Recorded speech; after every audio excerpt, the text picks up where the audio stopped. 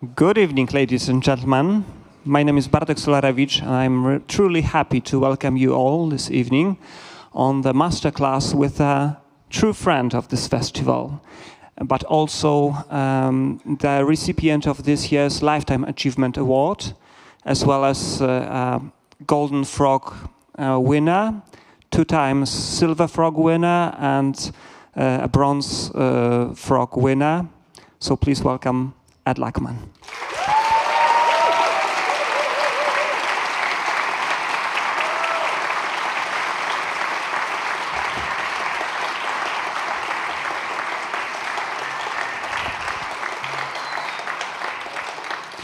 We shall start with a part of this meeting with Mr. Lachman talking, mostly, and showing you some clips of his works as well. I will have a question or two myself, but then we'll go with the mics to you because this meeting is for you truly. So, first of all, let's hear it from you.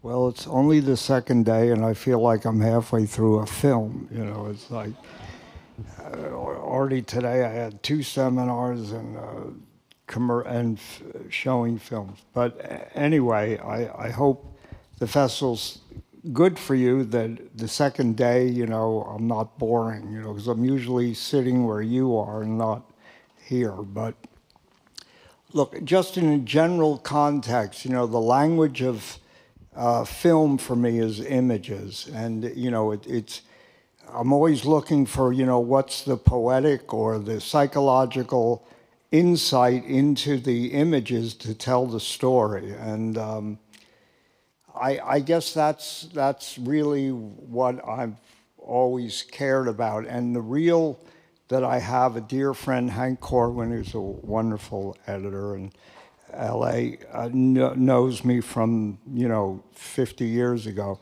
So we cut a reel that's really, I like to always demystify the process about what a cinematographer is and show you the beginning, and then there's an evolution to the work. But my background was always documentary, so I even approach narrative films in a way that's a documented idea of, like, you know, I look at the locations and what makes those locations unique in the way they handle light, the way they shape light.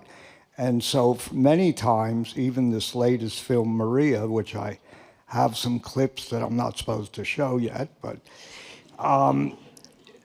I can show you that the motivation for the lighting was really because of how the locations implemented and how light would work in those. More and more now, I feel like I have to approach lighting through the environment and let the people, the characters, fall into the light rather than lighting them specifically. I mean, there's no rules. The only rules are there are no rules. But more and more, especially now in the digital world, where you can actually see what you're getting. I mean, the biggest difference between film and digital was you had to, like, prefigure what your images were, that how they're going to end up on a piece of celluloid. Now you have the great advantage that basically what you're seeing in your monitor, you're going to see as a final result. So when I went back to film, this last film, Maria, I went back to film. It was kind of like re-educating myself again to prefigure, I say, what the images are. And, you know, I have this system, the EL zone system, which I think will help people visualize what they're doing digitally, that they can then use that later for creating images. So you had some questions. Maybe we could start with those, and then I could show the reel, and then open it up to questions. And Thank you. The first question is very general. What would you say makes a good cinematographer? Well, I think you always go in with a game plan, and then you have to be open to what's in front of you.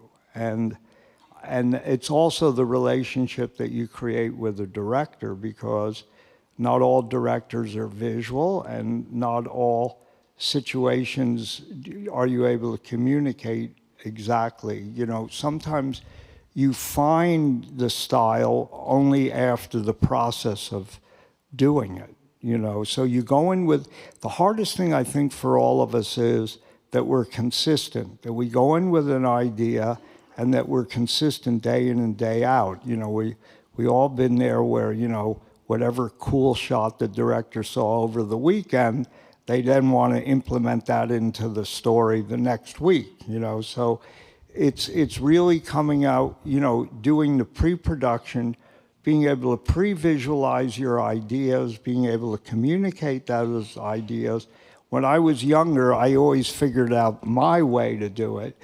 And now, you know, over time, I'm able to like listen better to a director so I can try to understand what their needs are. And a good question to ask, I think, directors a lot of time is, what do you want to achieve with this scene? What do you want to achieve with this image? And then let them try to articulate it. And if they're not, say, well, maybe we could do it this way.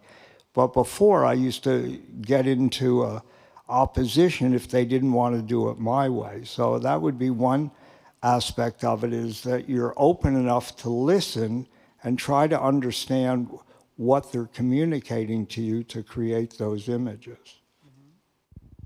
Okay, so we are talking about the importance of communication and ability to listening carefully.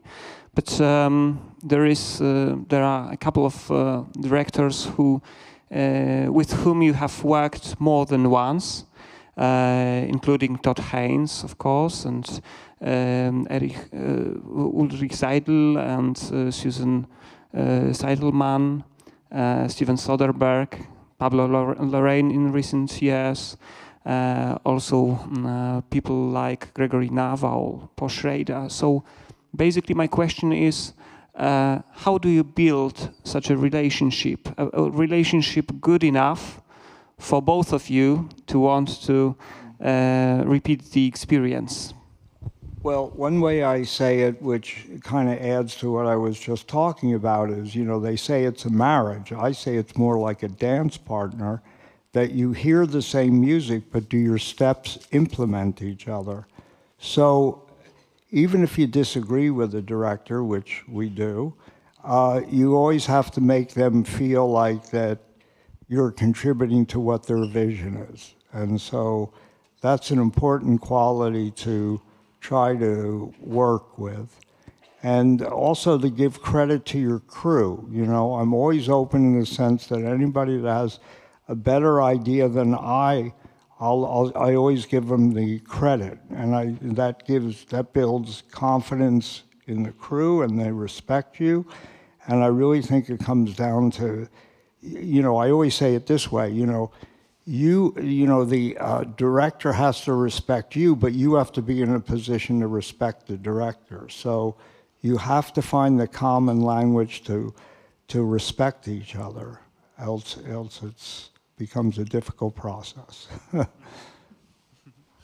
Okay, so also relating to what you have already mentioned, the transition from film to digital, and being able to see beforehand what your shots are going to look like.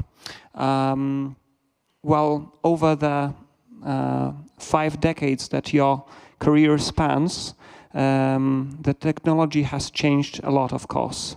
But would you say that your attitude towards the craft has changed a lot? And if so, in what ways? Well, I think the basis of how I learned how to expose a negative, you know, because when I was in, you know, art school, film school, or, you know, I would see an image, I would see a photograph, I would see a painting, and I always asked, how can I recreate that? And so I came up with this, you know, kind of Ansel Adams system of exposure to understand what 2 stops look down or 1 stop over and how that would look in the frame. And so I worked with a spot meter to calculate the different exposure latitude to create the face was always the most important thing for me, that I balance the light off of the face. And that's how I'm using what I call the EL zone system, which isn't my initials, it's the exposure latitude system. But, and so I don't think really things have changed in the sense of how we tell our stories. I don't care if it's digital, if it's you shoot it with your iPhone. It's like it's understanding what the language of cinema is to implement the story. You know, and like I said, for me, you know, the language of cinema is images. It's not only words, and it works because it's a nonverbal form of communication, like music even, and it's a subconscious level. And so you just immerse yourself in visual representation, you know, go to galleries, go to, you know, museums, look at films, and then ask yourself, you know, what is it that I respond to? What is it that I like about what I'm looking at? And then that will help you start to create your own style. But I don't think anything's really changed about what the stories we tell, you know, and then to implement what those visual stories are. Okay, thank you. So perhaps it's a good moment to have a look at your so these are pieces of some work. documentaries, very early films, because like I say, I know there are a lot of younger people here, and I want to give encouragement that we all start somewhere. All right.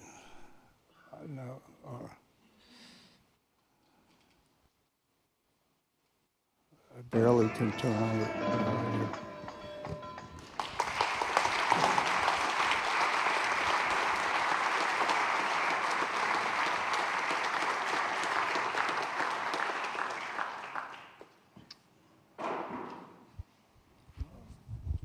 The Ulrich Seidel, I worked with this wonderful Austrian cinematographer, Wolfgang Thaler, and they didn't really need me, but I just love his work, and they invited me to work with them. So,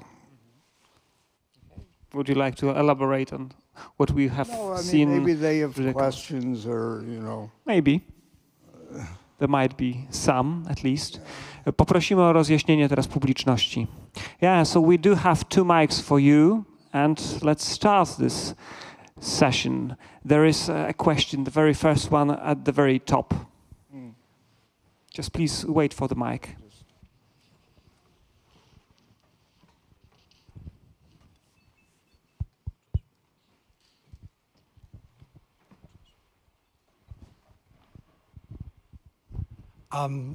Hello, I just have one question. With this kind of extensive portfolio and this amount of work, do you still have a topic that you're passionate about doing, like in particular? Are you thinking about something that you would like to do right now? Is there something that, you know, drives your interest? Now every film I shoot, I say that's the last one. Yeah. I mean, at a certain point, you just kind of go over the same problems. Not our physical, technical problems, but, you know, the politics of what you do. And so, and in some ways, it's kind of interesting. I find it more difficult now that everybody can see the image, or in post when you're color correcting, that they think, you know, now they can change everything. So in a lot of ways, what we do is taken out of our hands, because everybody feels like they have an opinion because they can see the image. So I find it more and more difficult to execute. I'm sure there's people my age that maybe think that way or not, but for me, I find it more difficult to do what I do. Thank you. Thank you. Another question or comment, perhaps you want to share something. Yeah, there's the lady first over here, and then the gentleman over here. Hello, my question is about something you said in an interview 10 years ago or something. The difference between film and digital. That film was more grainy and so able more depth, even when things are in different places of the focus. And on the other hand, digital was too much sharp, and that's. But then you concluded. At least it's my opinion now. I don't know if some years after I will think the same. So my question is that one. Yeah, you bring up a good point. Well, you know, digitally, our images are pixel fixated on one plane. You know, the light, the shadow, and the colors, and the depth. In film, you know, we have RGB, these 3 layers, and it's like an etching. When you expose the negative chemically, those layers get etched, almost developed or cleared. And so even though it's microscopic, it gives depth to the image. And it's also, you're using light to create the negative, and also you're using light to project through the negative. And even though our negatives now go into a DI, you still retain that information. I mean, this is my interpretation of it. Plus, the grain in film, you have fine grain for exposure, you know, highlights, and you have coarser grain for shadow detail. So that grain movement between the images and through, you know, the lighting situations you're in, I think give it a living, like an anthropomorphic feeling. It gives it something that's living in a chemical way, the way our bodies are chemical. And so that's my take on that aspect of the digital world versus the electronic world versus the chemical world.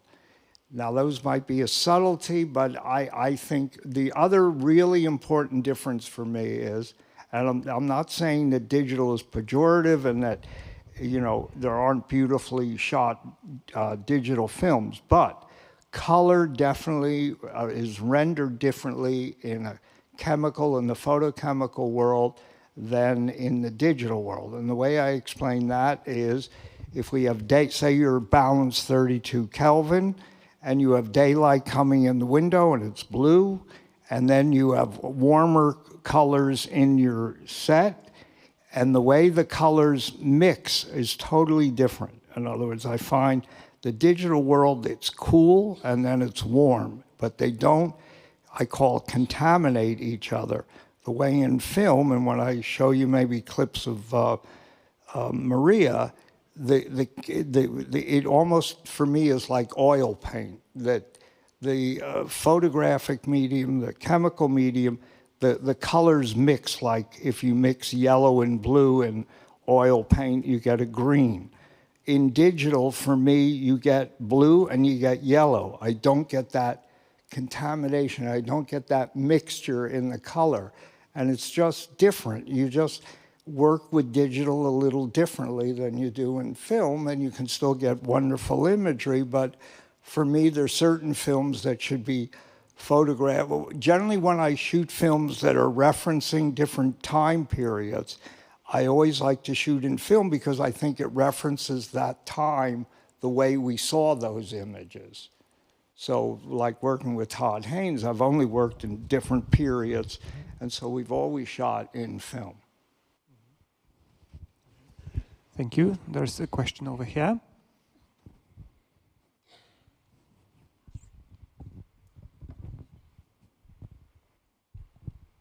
Hi. So starting in the documentary, then moving into the narrative world, what would you say are the skills that you've developed while working in the documentaries that could apply to narrative, and then what skills you still had to develop?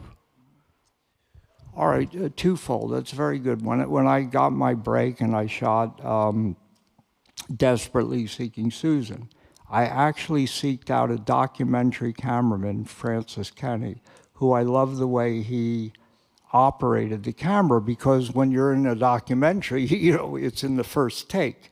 So it's your immediate response to the image. And it's not like in a commercial that you shoot it 30 times and it's not your fault. You have to shoot it 30 times, but you can't improve on something.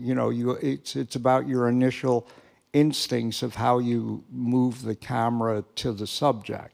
So that, and then also I think I learned through documentary lighting, like when I would be in mixed lighting situations or available light situations, I learned from the way that looked when I would then implement that in a narrative film.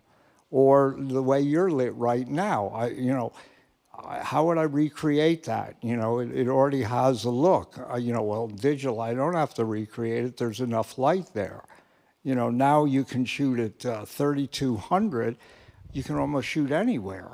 The question is, do you make images that are compelling even at 3200? Sometimes you do.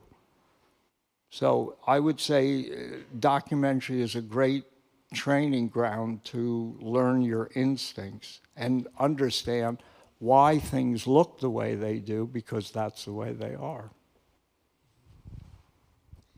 Okay, we have another question up there.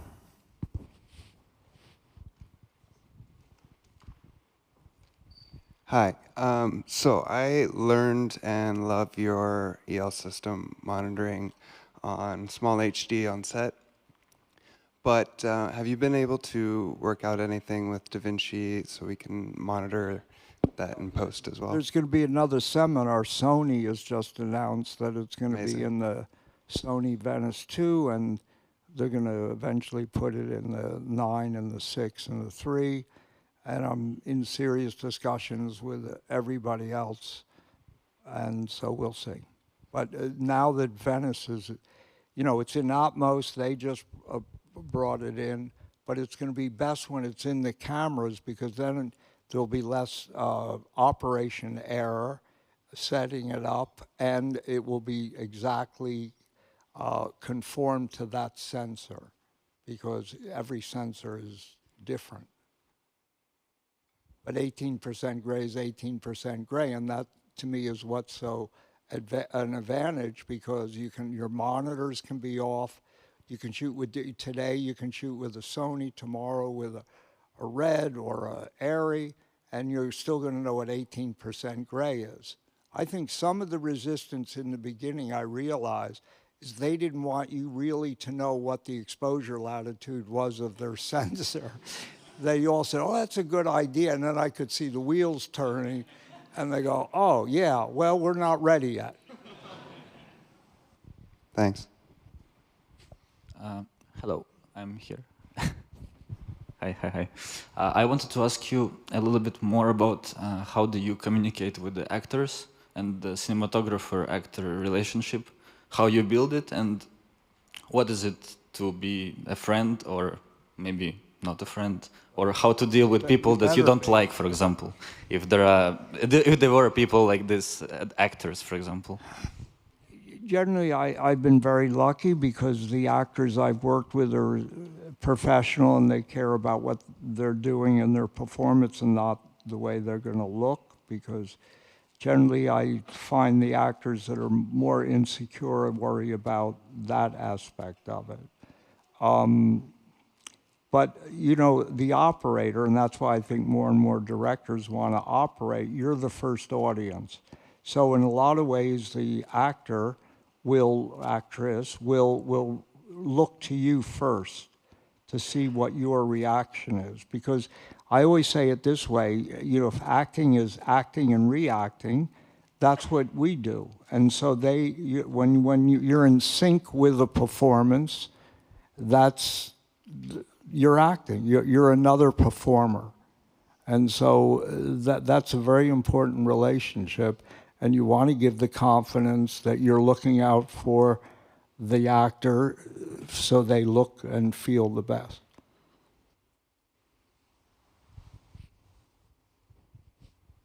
There is one in the middle over here.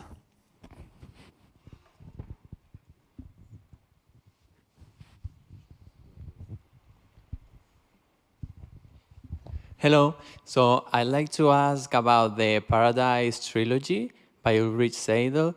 I think that these movies have like a very documentary look, and I remember when I was watching them that I was wondering like, is this all available lights? And so could you talk us a little bit about your lighting approach in those movies? Yeah, Ulrich, you know, what's interesting about this Austrian director and actually the way Wolfgang Thaler, his cinematographer, worked is he wants to take away the process of making a film per se. So he would rather you not use any lights. So I would just go in with bigger light bulbs or fluorescent bulbs. And we would always shoot like wide open, you know, 1:3, but he's shooting in Super 16, so you still have depth of focus when you're shooting at 9mm and rarely at 12.5, the Zeiss high-speed lenses. So Ulrich kind of sets up this situation for the actors and non-actors. He would prefer to work with non-actors, and he generally researches a subject and tries to find the people that are those people. And then, if they ask, what would I do? What do you want me to do? He said, what would you do? And generally he doesn't rehearse. He shoots one take, and then he says, thank you very much, and you come back and reshoot the scene the next day until something happens that he didn't expect.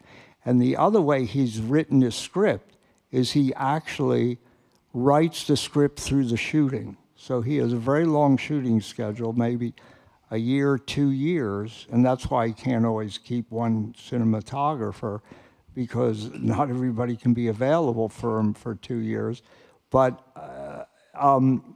he basically shoots the scene and then sees what's happened or story-wise, and then he goes in the editing room, does kind of a pre-edit, and then comes out and decides the next scene.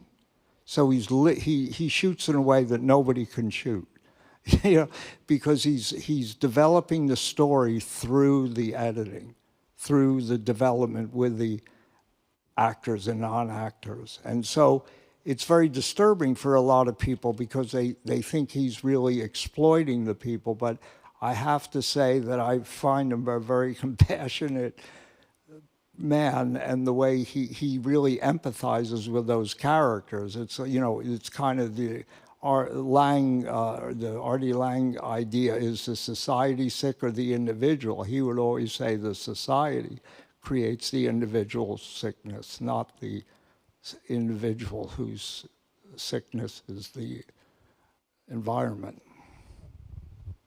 So he was somebody very special that I wanted to work with, and we met, and he saw a film I did with Larry Clark, Ken Park, and we immediately connected. Hi, I wanted to ask an additional question to your work with Wolfgang Thaler and Ulrich Seidel, and I wanted to know regarding what you said earlier for the question, how long was the time to shoot this in this like little increments, and how was the pre-production with your two cinematographers? And you said Wolfgang Thaler, he had a vision, or how did you work together on all, or you were together on the set as well? Yeah. I mean, well, I can't operate the way I used to. So Wolfgang would do the operate, and he's a brilliant, wonderful handheld cinematographer.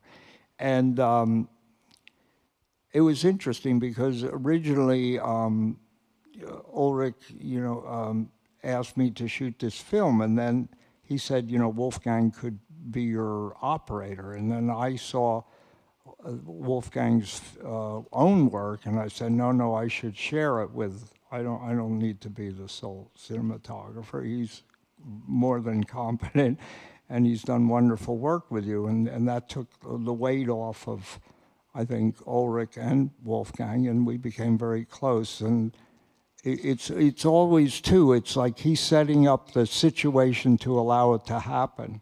So there isn't like a big discussion other than, oh, if we're going to shoot in this hospital, you know, what do we need to do to just have available light, you know, enough a light level to expose the negative. So there wasn't any big discussions. And then, you know, he went back and he's shooting with Wolfgang. You know, we worked on import-export, but then the Paradise trilogy, and I did 2 of the 3, and with Wolfgang, and then he did 1 himself. Actually, his son is here, who's a wonderful cinematographer.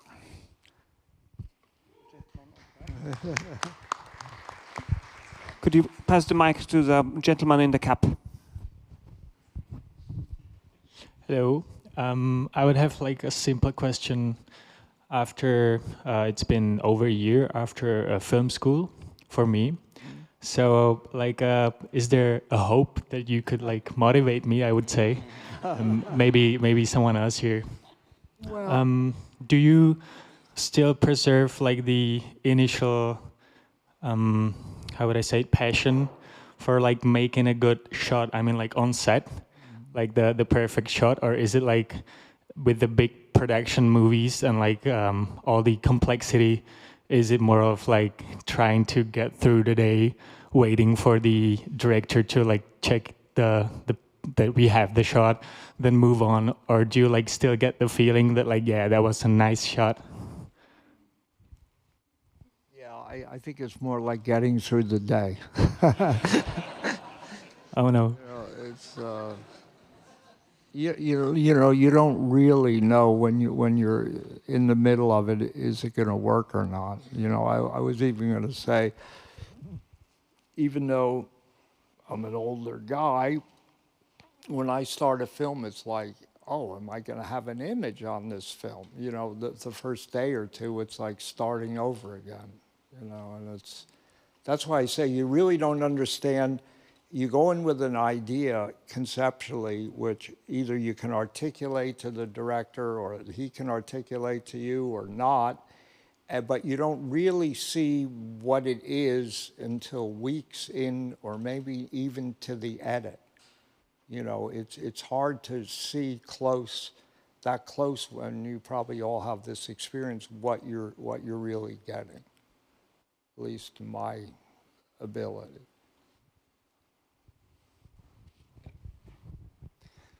Okay. Hello. I would like to ask, how does your approach change when working with a director with a strong visual idea and one with a looser one, and which one do you prefer and why? Well, I prefer a stronger one, and the question is, will they let me input? I mean, when I work with Ulrich Seidel, he has a certain visualization of how he frames, you know, his tableau, and then he lets the hand hold. What I brought to him that was different was playing with color temperature. Like, you know, he originally said to me, oh, you're making it look like Hollywood because of the color temperatures. You know, it was playing with color. But I said, no, I just see Vienna differently than he did, you know. but I was an outsider, so, you know, it worked out. But what was your question again? I'm sorry. Which one of those do you prefer? Like, no. When you work with directors that aren't visual, and then you think you're doing it for them, it never gets realized. If it doesn't get realized in the editing room, you know, you'll see bits and pieces of what you did, but it's never. Look, the editing room is where your photography is ultimately completed.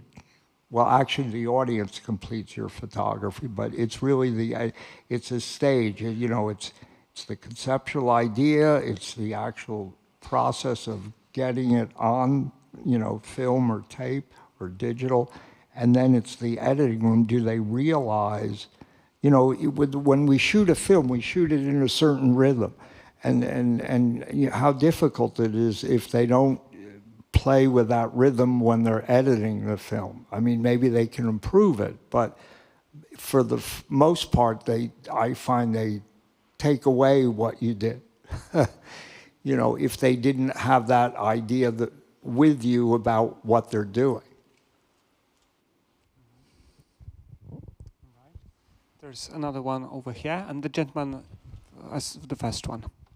An observation and a question, because I'm always a little bit starstruck when I'm allowed to hear you talk, Ed, which I'm sure I share with people in the room here. And for me, that's because I feel like I grew up on your movies, but seeing your reel, I realized that that's not about my age. Your work is such a long time that everyone in every age group here might have that feeling. So yeah, just an observation that we're all lucky with that. But a question, you started with saying that your approach comes from starting in documentary first and looking at what the location brings to you, looking what the situation brings to you, and then looking at a movie like Far From Heaven, where everything is so deliberately constructed.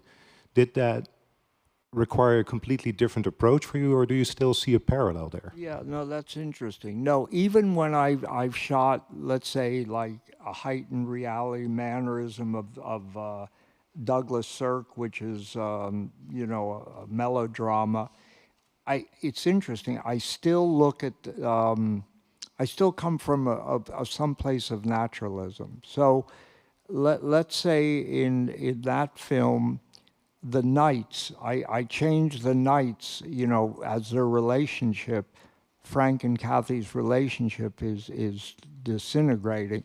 So I started with the night kind of a blue, periwinkle blue, you know, and then as the relationship's breaking up, I made it more yellow-green blue. So, you know, and then I played like when she has a relationship with the gardener, Raymond, they were all in natural colors. They were all colors of nature, of, you know, oranges, yellows, greens. They were autonomous colors. And then when you see Frank in the gay bar, that's considered an aberration. So those colors were secondary. They were magentas and again a yellow-green. They weren't primary colors. They were secondary colors. So now look, these are all things that you play. You know, this game with yourself, and you don't really know, and you don't expect the audience to think, oh, those were natural colors. Those were abstract colors. No, but it has an effect. You know, like I said.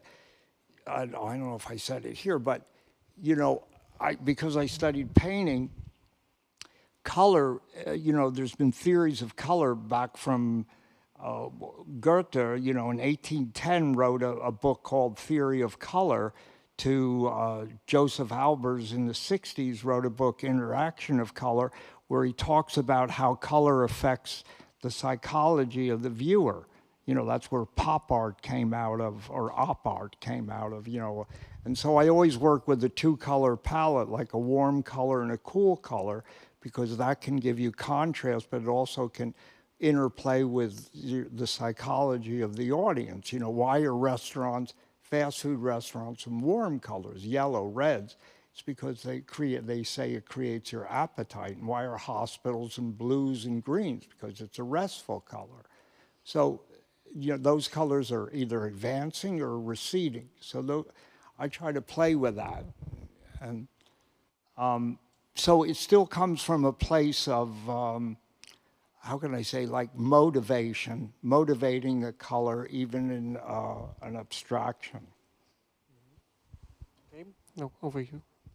How would you approach a historical film that normally plays in the 1930s, for example, and they have a certain pattern? You don't even see the production design and the costumes, but you know immediately it must be in the 30s.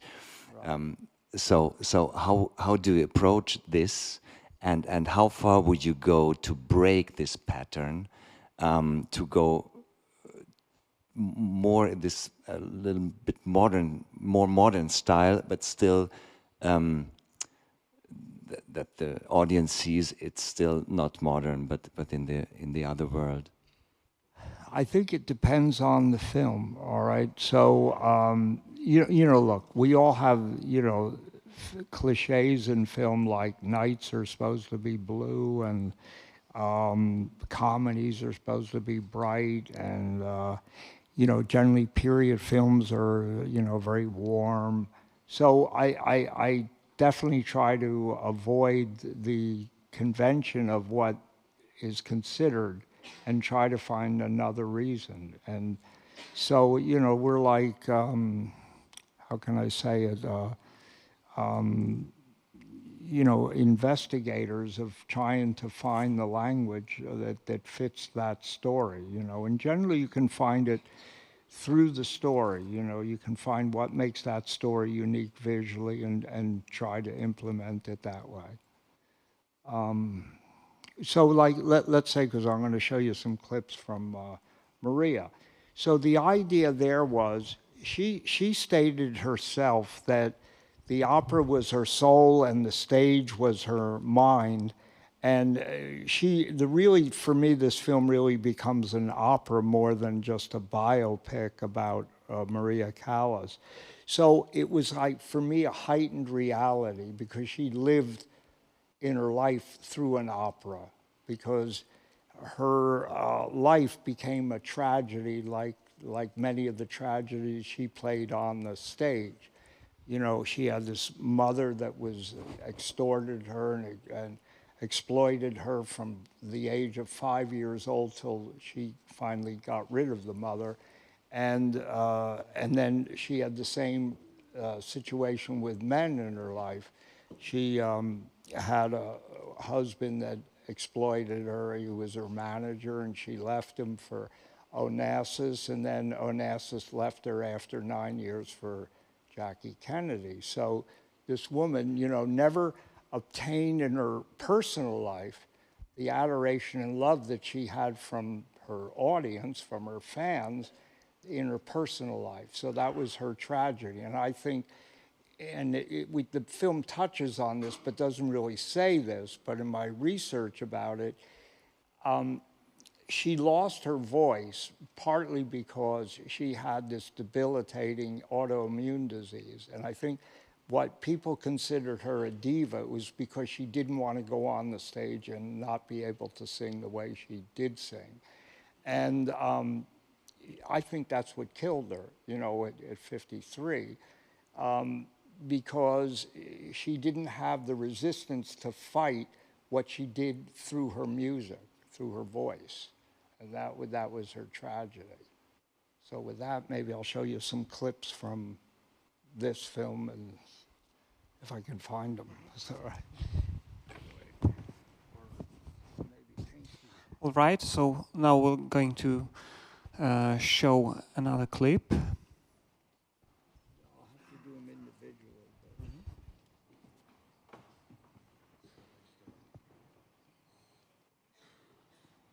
So, let me tell them this before. So there's different aspect ratios and different, there's black and white, 35 millimeter, that's her past. And then there's Super 16 of a documentary crew that's, she fantasizes is recording her life, that she's able to talk about her life. And then there's color, 35 color, that's the present or the 60s and 70s. So this is when she meets Onassis. Here, we'll play it here. Should we play? Yeah, sure. Maybe turn the lights out. Turn the lights.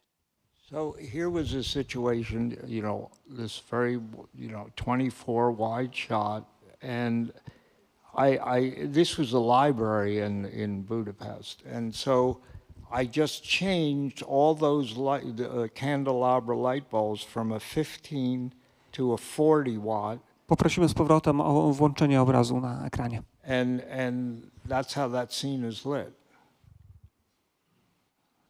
Now, on some of the close-ups, I brought in something like generally a China ball, but that's basically the way these scenes were lit. Over the chandelier, sometimes I would put 2 China balls, but it was lit very simply so he could move around, and that was a wonderful Steadicam operator from Chile that Pablo brings with him. So, all right, we'll look at another clip, I guess. I poprosimy o pozostawienie obrazu na ekranie w trakcie, jak będą kolejne klipy omawiane. All right, so yeah, so this is a scene at night, Paris. So, I mean, here I lit it warm, and then in the timing, I made sure that the exterior lights felt like the way I lit the other, because now you have the problem of LED lights, and you know, I wanted the feeling of tungsten lights the way the lights would have been in Paris in that time period.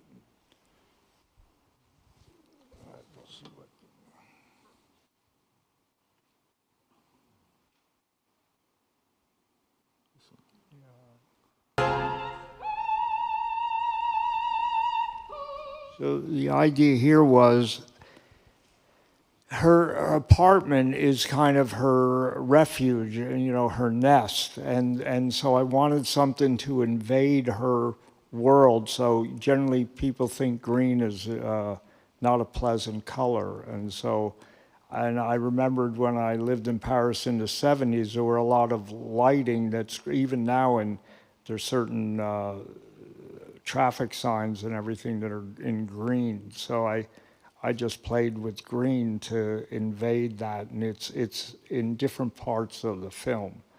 And then on this opera, she's murdered her 2 children as revenge, and so you know, he decided to pick up the Super 8 camera and shoot part of the performance that way.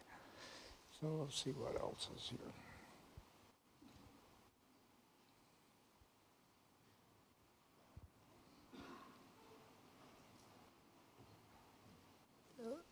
That screen is an exact, well, maybe I'm not sitting in the right place to see the representation of it, but it's a little flatter. But anyway, maybe there's questions. So, is there a question you'd like to ask in reference to that? Yeah. There's a gentleman over here.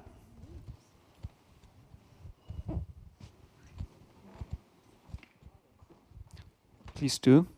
Hi, Ed. I would like to ask you a question about which is your approach to choosing the right lenses for a project.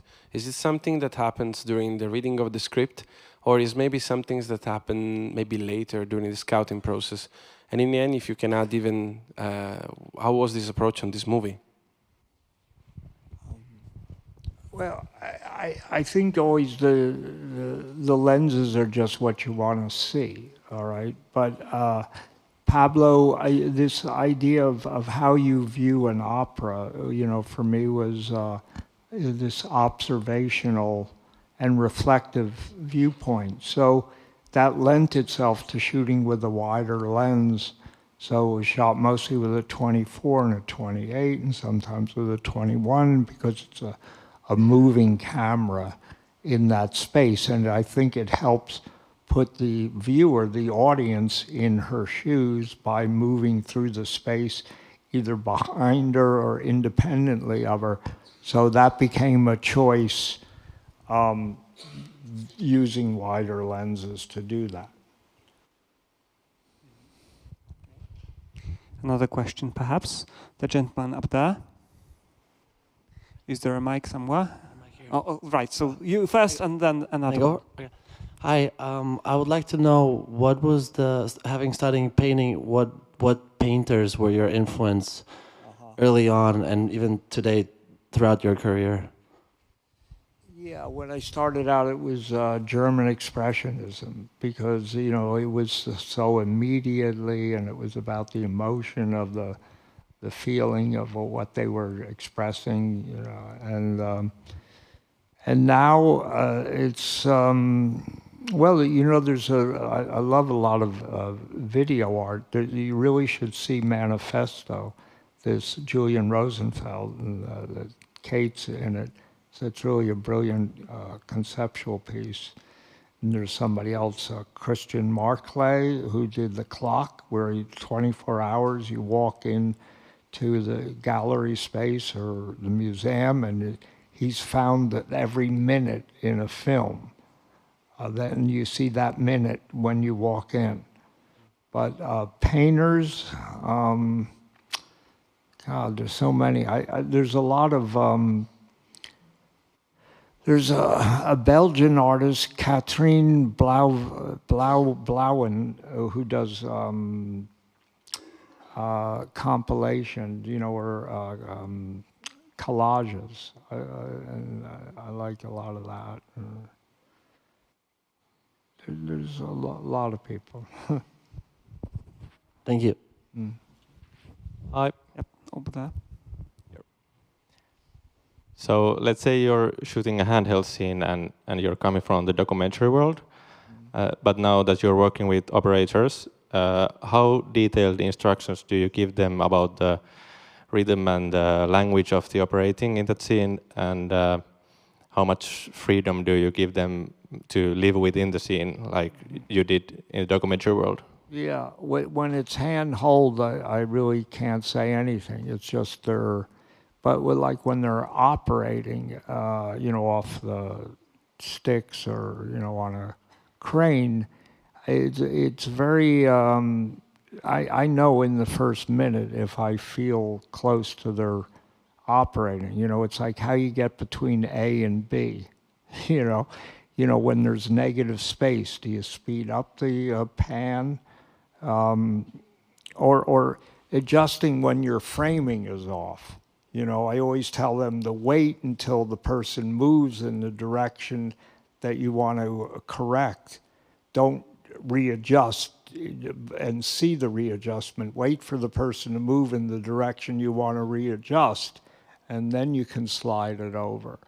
So it's really, I always say images have a rhythm like music, and so I am sensitive about seeing operators, how they operate. Like I used to love watching Robbie Muller operate. He and Sven Nykvist were great operators themselves, you know, and I've been very lucky to work with some very good operators.